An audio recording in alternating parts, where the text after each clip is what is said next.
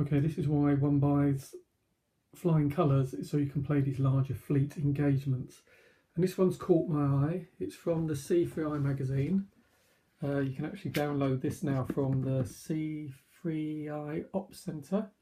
And we're looking at this one here, Scenario 18T2, the Saints 1805. So this is set around the Dominican Republic, or the Dominican coast. I don't know if it was a republic back then or not. And near the Isles of Saints on and around the 16th. So it's a hypothetical situation, as if the battle had actually taken place in the West Indies rather than Trafalgar. So here we have the two forces. It's quite interesting because we've got a force of 12 against a force of 20. And if we go down the British line here, we have Nelson in victory. Can we get it in focus?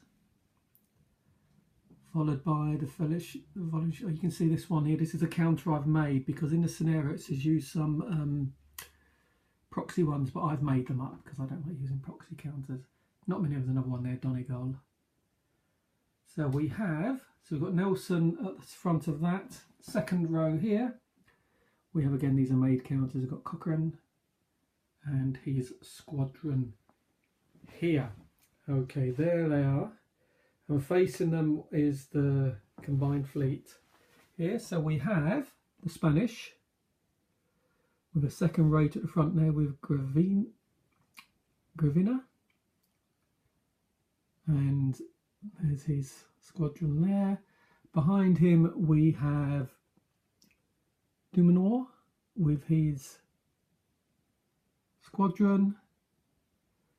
And here we have the final French squadron along here. Some of the ships I'm familiar with because these have been some of the other battles I've played. Finished with Villeneuve there. Okay, so this game is 20 turns long. Okay, so it's a fairly long turn, but what I've just noticed setting it up, getting it already set up, is actually the wind direction. Wind direction 2.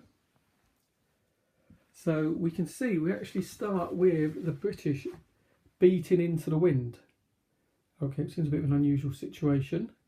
So I'm not going to close very, very quickly. So I'm going to think what advantage these guys can take at the back here. In terms of audacity, we have the British on 2, the French on 1, and the Spanish on 0. So I'm thinking about initial tactics, and obviously this is almost like a precursor to a Trafalgar game. Run through and break the line, but obviously, well, I mean, at Trafalgar the wind was very low. Here we have the English not be able to close incredibly quickly. Let's get that in focus. Not being able to close incredibly quickly, but the French are currently reaching into the wind. The French and the Spanish are reaching into the wind, so quite what to do about that. You know, it's the situation where, I mean, obviously they call this runaway, but that's not going to be a lot of fun. Is these guys getting too far ahead, and obviously, you know, they can come back around and reach back this way. So I don't know, it's quite interesting. I'm going to check online to make sure that wind direction 2 is correct, but I don't see any reason why it shouldn't be. Just the British normally get the wind in these, especially Nelson, in these scenarios. But there we go. So I'm going to be playing those the next few days. I'll pop a few videos, see how I get on. And we'll see. I'm really looking forward to seeing how this system works with these larger fleet scenarios. It's one of the reasons why I bought it. Okay, there we go for now.